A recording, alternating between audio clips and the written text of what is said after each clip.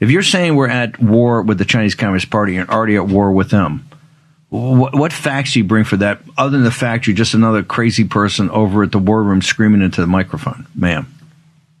They declared war on the U.S. So if you take a look at what's in the publications in China Daily or Global Times from at least 2019, they talk about a people's war. That is Chinese Communist Party language for being at war, and those are official publications. You don't write that by accident. And I think one of the things... What do you mean official? There's one's a tabloid, the other's a newspaper. What do you mean official publications? You don't publish something like that in China Daily or Global Times and keep your job or your head if the regime doesn't like it.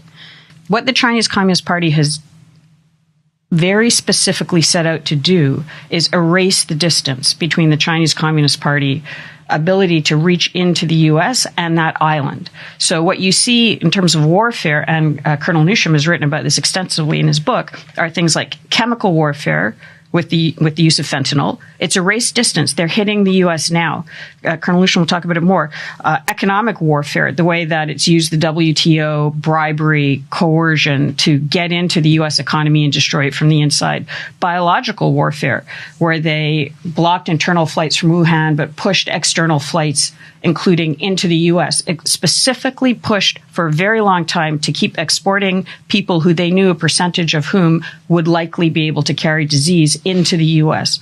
So if you look across a whole range of the spectrum of warfare, you'll see that the attacks happening within the U.S., and this isn't, don't forget, cyber, obviously the fifth columnists, and in terms of people who are taking money from the Chinese, they've declared war, but they're also waging a war through erasing that distance that buffered the U.S. for centuries.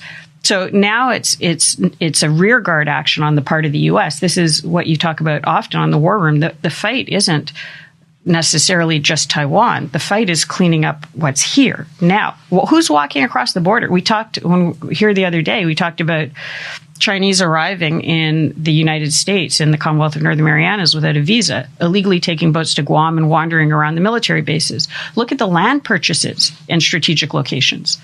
So this is across the board. It would be very hard to make an economic justification for the activities that the Chinese Communist Party is doing in the United States if it wasn't part of a strategic plan to erode the United States from the inside, a sort of entropic warfare, right, where you degrade it and weaken it to get to the point where, you know, you'll hear the term win without fighting, but the actual translation is get the other side to submit without fighting.